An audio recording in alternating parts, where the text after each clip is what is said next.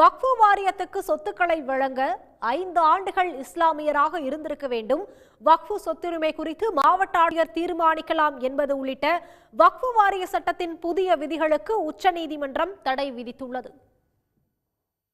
கடும் எதிர்ப்புக்கு இடையே நாடாளுமன்றத்தில் நிறைவேற்றப்பட்ட வக்ஃபு வாரிய திருத்தச் சட்டம் கடந்த ஏப்ரல் 8ஆம் தேதி அமலுக்கு வந்தது.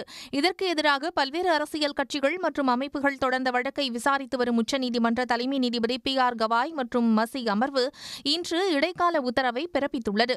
வக்ஃபு திருத்தச் சட்டத்தை முழுமையாக நிறுத்தி வைக்க மறுத்துவிட்ட உச்சநீதிமன்றம் வக்ஃபு சட்டத்தில் திருத்தப்பட்ட சில விதிகளுக்கு மட்டும் இடைக்கால தடை விதித்துள்ளது. அதன்படி ஒருவர் வக்ஃபு வாரியத்திற்கு சொத்துக்களை தானமாக வழங்க 5 ஆண்டுகள் இஸ்லாம் மதத்தை பின்பற்றியிருக்க வேண்டும் என்ற சட்டவிதி நிறுத்தி வைக்கப்பட்டுள்ளது.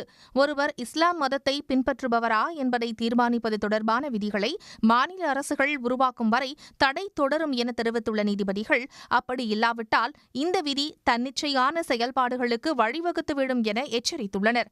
வக்ஃபு சொத்துக்கள் குறித்து மாவட்ட ஆட்சியர்கள் முடிவெடுக்க அனுமதிக்க முடியாது என்று கூறியுள்ள நீதிபதிகள், ஆக்கிரமிப்பு புகார் நிலுவையில் இருக்கும் போதே வக்ஃபு சொத்து என்று அரசு அறிவிப்பதற்கு தடை விதித்துள்ளனர். மாநில வக்ஃபு வாரியத்தில் இஸ்லாமியர்கள் அல்லாத உறுப்பினர்கள் 3 பேருக்கு மேல் இடம்பெறக்கூடாது என்றும், தேசிய வக்ஃபு வாரியத்தில் இந்த எண்ணிக்கை 4ஐ தாண்டக்கூடாது என்றும் உத்தரவிட்டுள்ளனர்.